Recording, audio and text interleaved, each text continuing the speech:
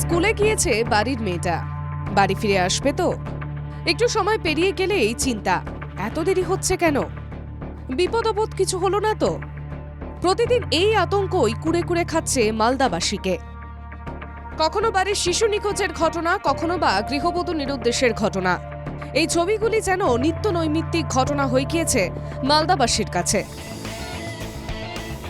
বিশেষত ইংরেজবাজার এলাকায় ক্রমশ বাড়ছে মাদকাসক্ত দুষ্কৃতীদের তাণ্ডব। প্রশাসন দ্রুত ব্যবস্থা না নিলে পরিস্থিতি আরও ভয়ঙ্কর হয়ে উঠবে বলছেন এলাকাবাসীরা। উঠে আসছে বহিরাগত তত্ত্ব। বহিরাগত বিভিন্ন যারা নেশার পশারি তারা আসছে, বাচ্চা বাচ্চা ছেলেদেরকে এই নেশার তারা অভ্যস্ত হয়ে পড়ছে। আর তারপরেই এই সংগঠিত ক্রাইমগুলো যেগুলো হচ্ছে, কারণ তারা বিকৃত মস্তিষ্কে পরিণত হচ্ছে। আর এটাই একমাত্র কারণ। এটা ভয়ঙ্কর একটা দিক, এটা ছাড়ানো একটা ব্যাধিতে পরিণত হয়েছে।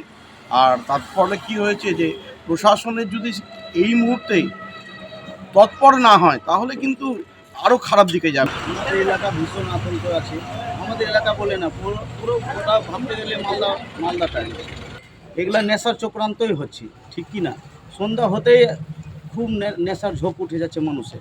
বাচ্চা এখন স্কুলে গেছে, স্কুল থেকে আসবে কিনা এটার কোনো নাই, যে কেউ যদি নিয়ে মানে অনেক রকম ভাবে টেনশন আছে। পুলিশ প্রশাসন এবং সরকারের কাছে চাইবো যে এই জিনিসটাকে নিয়ন্ত্রণ করার উপায় অতি সত্বর এই নেশা বন্ধ করে।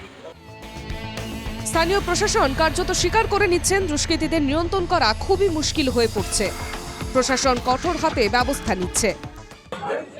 যেখানে যেখানে ড্রাগের আছে আমরা এবার পাড়া কমিটি করে, ওয়ার্ড কমিটি করে এই ড্রাগের বিরুদ্ধে আমরা নাম, কারণ এই ড্রাগের জন্য ছেলেরা খারাপ হচ্ছে, ড্রাগের জন্য ক্রিমিনাল কাজ হচ্ছে।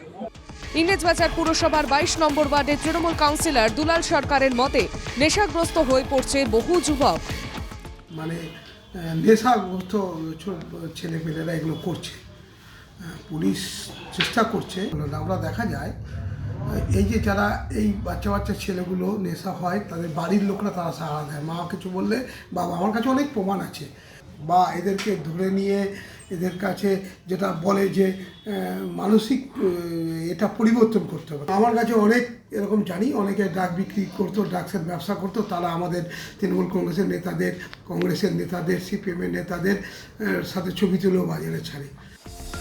এই পরিস্থিতির জন্য পুলিশ প্রশাসনের ভূমিকাকেই দায়ী করছেন বিরোধীরা।